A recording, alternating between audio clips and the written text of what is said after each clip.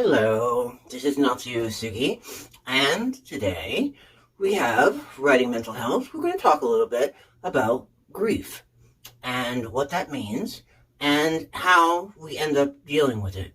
Um, like I said, I was actually talking about the day program that I'm in, and Fridays, which is coming up, we usually end up talking about grief and trauma, and we are going to be doing that tomorrow because I will be going to day program tomorrow. So I just want to talk a little bit about that and discuss that with you today. So let's get started. And today we're going to be talking on writing mental health. We are going to be talking about grief.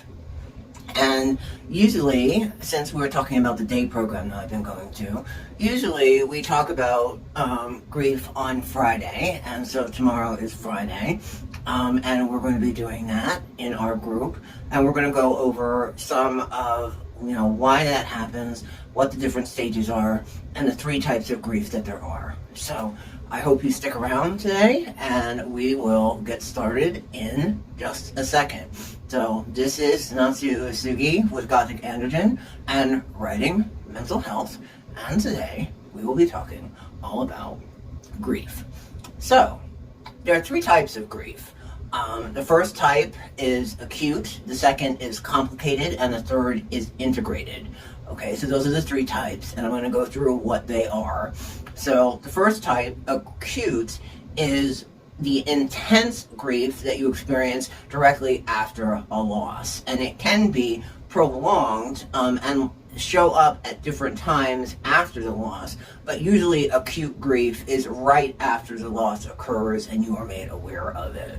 Okay, and so that is one of the things that is very intense because it's triggered by the actual event of the loss, and that goes into the amount of feelings and how sharp and direct they are. The second type is called complicated grief, and it is a set of grief that never goes away. It is kind of constant, and it usually ends up being a little bit of a lower level than acute grief, but it is something that is prolonged, and it does impact the person that is experiencing it. And so it can be after a period of acute grief, or you can actually be experiencing acute and complicated grief at the same time. Okay, the third type is called integrated grief, and that is after a time that you end up accepting the loss, and this ends up potentially being for a lifetime, and is when you resume your daily life back into your routine, your normal life, and you've accepted that the loss has occurred and you have made changes in your life to actually be able to move forward with that loss in place. So those are the three types of grief, and grief is a natural process, and it can be very emotionally painful depending on how close you were to the person or the thing that was lost. Now, it can be grief of a person or a pet or something that you were fond of, like an activity, or for example, if you are moving from one place to another, you're grieving the loss of your hometown or something like that. But mostly when I'm talking about grief today, I'm talking about the loss of another person in your life. Now, this can, if you are very attached to your pets, also you can actually feel the same amount of grief, I guess, for your pet or your loving companion as you can for a human being. But that depends again on the person and your connection to your pet. Okay, it can be emotionally painful, like I said, and it can, depending on how you deal with it, grow into depression and anxiety if it is left unchecked. And so that is something that definitely, if you are experiencing grief and it's something that is overwhelming, definitely reach out if it's something that you need help with. And I will put a link to the suicide hotline in the comments for this section. because that can be helpful. I think there's a link to the different suicide hotlines in different locations, so that will be helpful if you need that. So there is a 7-stage grief loss model, and that includes the 7 stages that occur when you go through grief. Okay, so before we get into that, I want to just go a little bit about grief. So everyone grieves differently. Okay, so here's 9 different steps in how we grieve and about grief. So again, step 1, everybody grieves differently. Step 2, it involves sadness and loneliness from the loss, and those are some of the emotions that are felt. Number 3, it can be very hurtful, but that hurt can be helpful and lead to acceptance and hope. Number 4, how long the effects of grief is depending on how we grieve. So you can get lost in the grief, and it can be for a short time or a long time. It just depends on the person.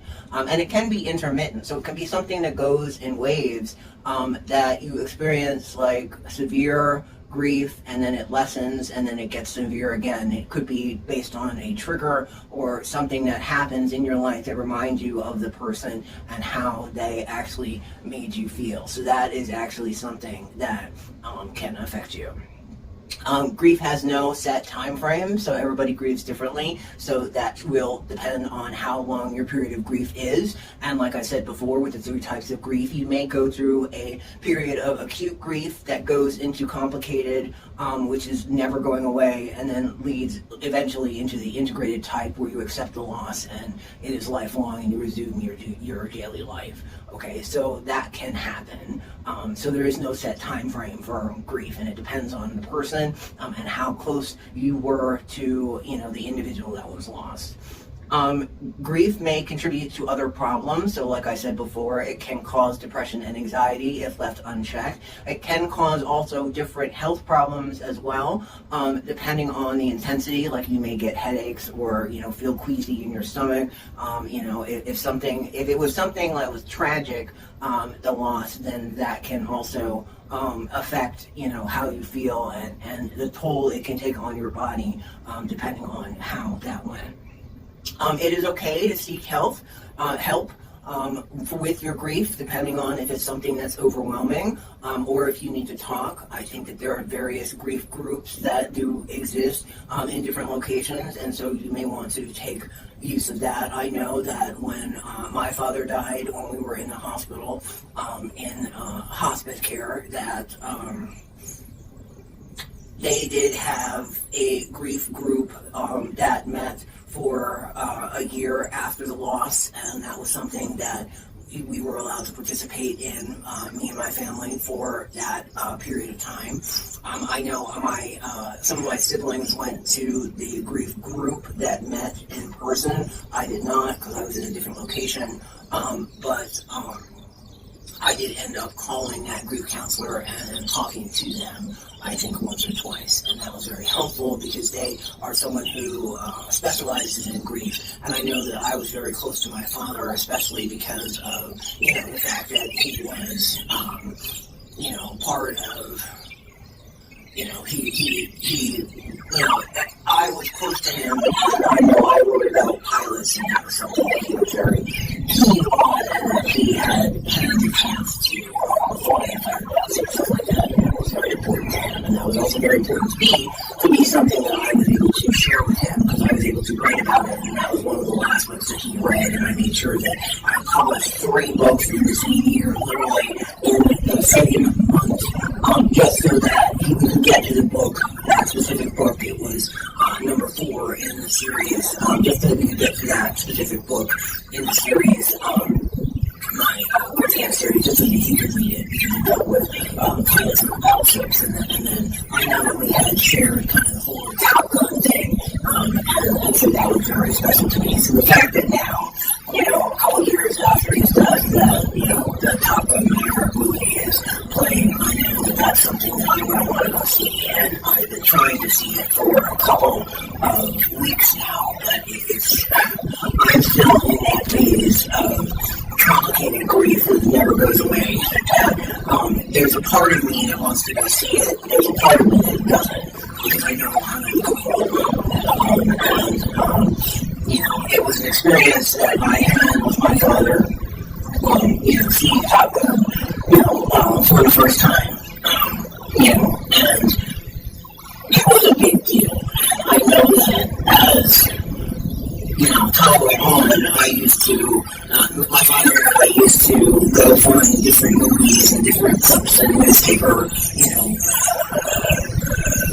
shows and documentaries about pilots and aircraft, especially fighter jets. And we showed it to each other, and that was part of the thing that we used to do. And so when it would come time for, after my father died, and it was the, first year anniversary after his death, the things I did was actually kind of have this like new one memorial, which is something I do. I will always watch Top Gun on that day.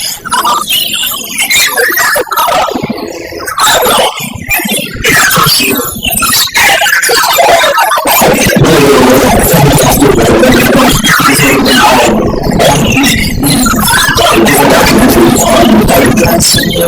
and then ships and all that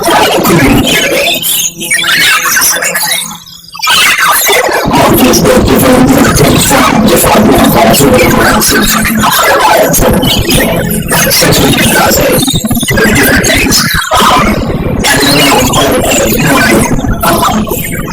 my grieving process, as part of complicated grief. That's what you know. So, again, going on to different things that make up grief. Grief is not mean forgetting, so we're not forgetting if you get to a point where you start moving through your life in the main acute grieving process. You can compartmentalize all that, a lot, and still have the lovely there and have to remember to without forgetting moving out of your life that have processed the need to move to that state of being grief without living in your life. Okay, and the last one, mourning is the process of adapting to a loss. That doesn't mean that you're ignoring it forever, but that you will say that experiences that you go through as part of grief, that you are adapting to lose someone all the way. Now, that's not so shaming in your life, but that's one of those forgetting that it means that there is a new place that you can have in your memory, and that's where so you can feel but they're still part of you, and the things that you have with them are still part of your life. And I think it's very important to understand that it is not forgetting who you are, but it is moving to a new pattern of their memory in your life. Okay, so let's go on for just time happening to a loss. So let's talk about the four stages or paths of mourning. So the first stage is accepting the loss. So your loss was going to a point where we're like, okay, this person is no longer part of my life, so what is my life look like when that thing happens? So what does that actually mean? So why is the thing that you have to go through when you process? The second is that you have to process the grief that you are actually experiencing. And this is, like I said, goes in waves for years and at certain times. And then you start feeling that also this experience. Assuming that that person is all over there, but that is one of the stages of grieving. I think the reality of the loss, but as you feeling your life, that person causing some of the memories of those conversations. But you are now on to a different place where that person isn't there anymore, and you having to prepare yourself to move through that person there, that's changing the memories of that person into figures. So as the memories that are part of who you are, and understand how that process is like to remember grieving as a process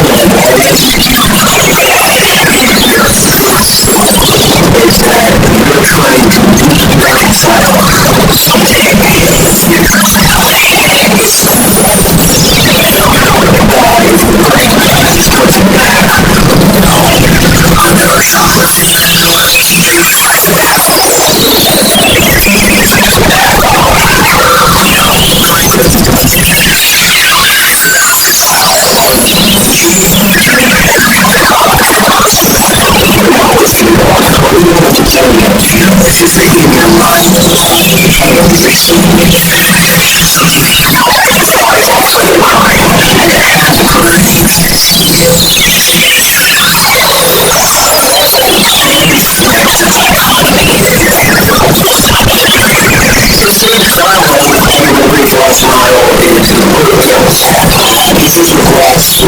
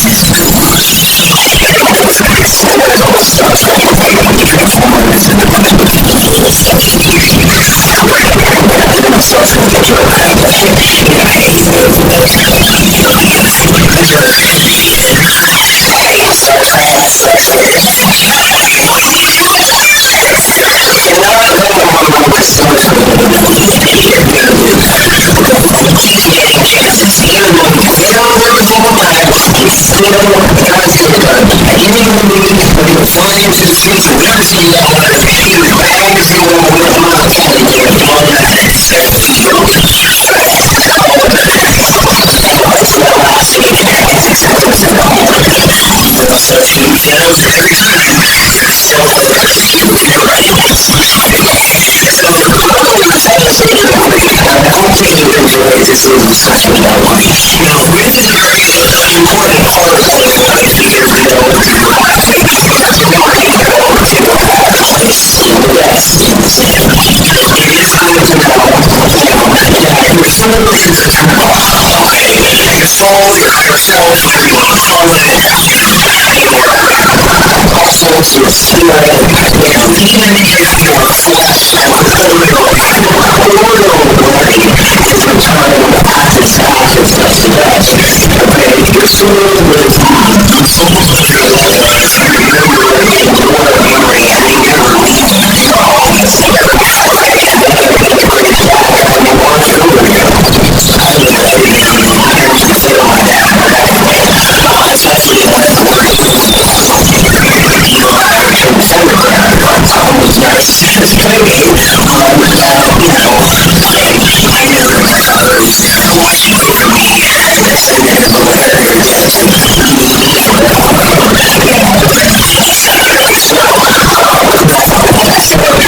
I hope you enjoyed this little talk about grief, because again, it's a very serious grief that we have so far, and I really hope that you follow up on that basically.